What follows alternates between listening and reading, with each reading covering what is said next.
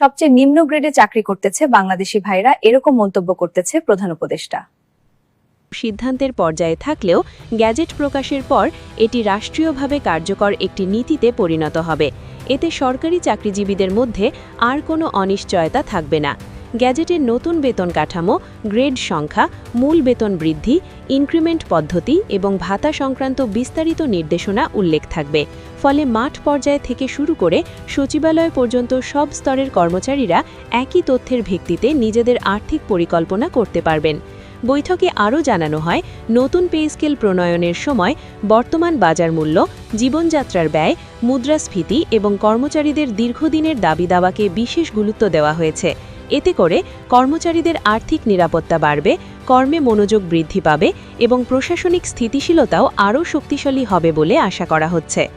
অর্থ মন্ত্রণালয়ের পক্ষ থেকে জানানো হয়, পে স্কেল বাস্তবায়নে জাতীয় বাজেটের উপর সম্ভাব্য চাপ আগেই হিসাব করা হয়েছে। প্রয়োজনে ধাপে ধাপে ব্যয় সমন্বয়ের মাধ্যমে অর্থনৈতিক ভারসাম্য রক্ষা করা হবে। তবে মূল বেতন ও প্রধান ভাতাগুলো ১ জানুয়ারি থেকেই কার্যকর হবে। এর ফলে জানুয়ারি মাসের বেতন, যা সাধারণত জানুয়ারির শেষের দিকে বা ফেব্রুয়ারির শুরুতে উত্তোলন করা হয়, সেখানে নবম পে স্কেলের বর্ধিত বেতনের প্রতিফলন দেখা যাবে।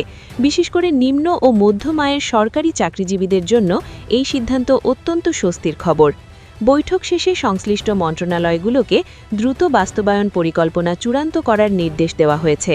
একই সঙ্গে গুজবে কান না দিতে এবং যে কোনো সমস্যার দ্রুত সমাধানের জন্য একটি সমন্বয় টিম বা হেল্প ডেস্ক গঠনের বিষয়েও আলোচনা হয়েছে।